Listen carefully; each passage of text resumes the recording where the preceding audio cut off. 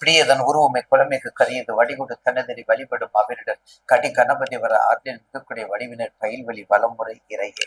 இன்று மார்கழி மாதம் 17ஆம் நாள் 2026 ஆங்கில புத்தாண்டு பலனை பற்றி இப்போது பதிவு செய்யப்படும். கடந்தது 2025, பிறந்தது 2026. அப்ப 2026 எப்படியெல்லாம் இருக்கும், கடந்த காலத்துல நம்ம என்ன பண்ணோம், எப்படி இருக்குங்களாம் நம்ம தெரியும். ஒவ்வொரு ராசிக்கும் அந்த உட்பகுதிக்குள்ளேயே உங்களுக்கு எல்லாத்துக்கும் விளக்கம் சொல்லிக்கிறேன். அஸ்ட்ரோகிலிஸ் நிர்வாகத்தினருக்கும் கண்மணியாக திகழ்கின்ற நேயர் பெருமக்கள் பாதம் பணிந்து, விருச்சக ராசி பிரம்மாண்டமான ராசி, அற்புதமான ராசி, ஆனந்தமான ராசி, அடிக்கடிக்கக்கூடிய ராசி, அடிக்கடிக்கக்கூடிய ராசி. என்ன சொன்னாலும் கேட்க மாட்டாங்க. தான் சொன்ன சட்டம், தான் சொல்றதுதான் சட்டம், அதுக்கு மாற்று கருத்து இல்லை. எது வேணாலும் பேசிக்க, நான் சொல்றதை செய்ய, உனக்கு நான் எல்லாம் தரேன். அங்கே அனுசம் கேட்டை விசாகம், அனுசம் கேட்டை விசாகம் 3 நட்சத்திர வீரரும் பெரிய பெரிய தலைவர்கள், பெரிய பெரிய ஆட்கள், அரசியலா, ஆன்மீகமா, வெளிநாடா, கெமிக்கலா, நீர் சம்பந்தப்பட்டதா, கேண்டீனா, அட்மினிஸ்ட்ரேட்டிவா, சப்மெரினா, எந்த தொழில் வேணும் பாருங்க.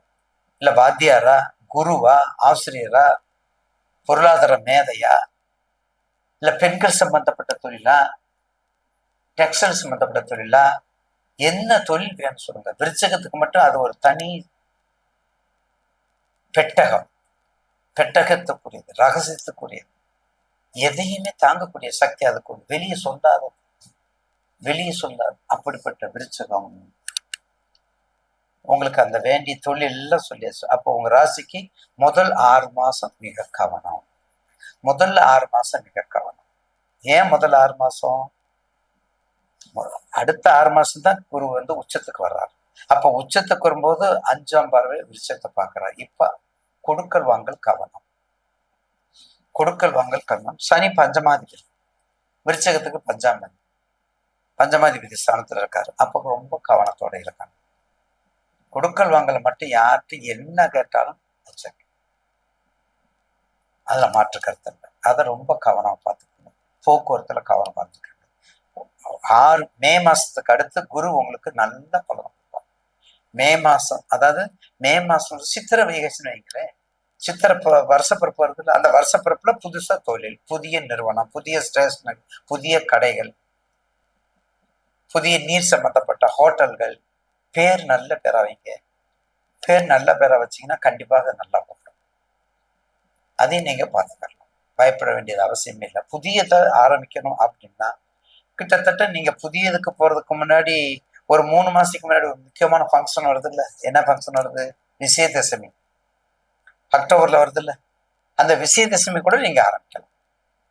விஜயதசமிக்கு ஆரம்பிச்சா கூட மிக சிறப்பா இருக்கும். விஜயதசமிக்கு ஆரம்பிச்சா சிறப்பா இருக்கும், அதுல மாற்று கருத்து இல்லை. ஏன்னா ரொம்ப ஒரு நிறுவனம் ஆரம்பிப்பதற்கும் ஒரு கல்வி கற்பதற்கும் எந்த தொழில் எந்த கலை அப்போ விஜயதசமி. அப்ப வரும்போது அப்போ குரு உங்களுக்கு அடுத்த 1 மாசம் 2 மாசத்துல வந்துடுறாரு.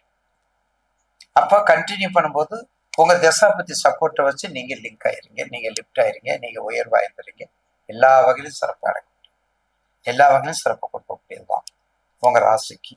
ராசிநாதன் கண்டிப்பாக பக்கத்துல 12ல இருக்கார். உங்க ராசிக்கு 2ல தனுசுல இருக்கார், தனுசுல தான் இருக்கார். அந்த வருஷப்பிறப்பு டைம்.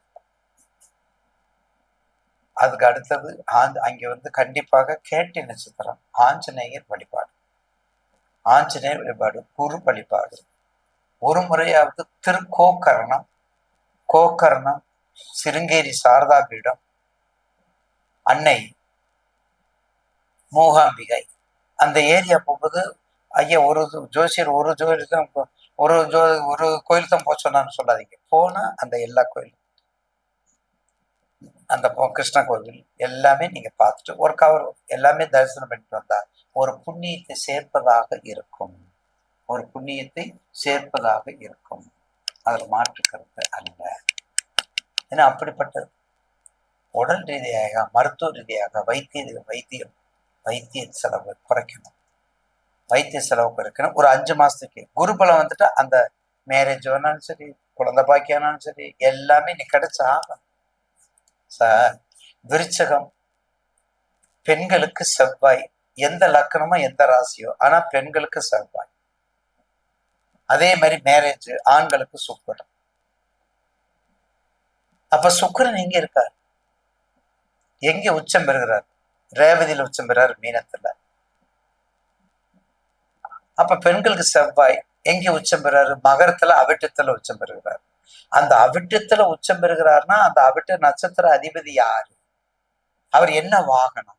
அதே மாதிரி சுக்கிரன் நட்சத்திர ரேவதி, அதனுடைய வாகனம் யார்? இதை அனுசரிச்சு ஒவ்வொன்றுக்கும் எக்ஸாம்பிள் தான், ஒவ்வொன்றுக்கும் அனுசரிச்சு பிரம்ம முகூர்த்த நேரத்துல நீங்க பிரம்ம முகூர்த்த நேரத்துல துர்க்கைக்கும் அது என்ன வாகனமோ அந்த வாகனத்துக்குரிய சிறப்பு அபிஷேகத்தை செய்து ஆராதனை பண்ணா எந்த விதமான திருமணம்னாலும் சரி, புத்திரபாக்கியம்னாலும் சரி, எது வேணாலும் சிறப்பா அமைஞ்சிடும்.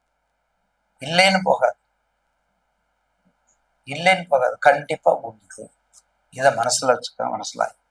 அப்ப விருச்சகத்துக்கு கிட்டத்தட்ட 50% 50% வந்துடுது.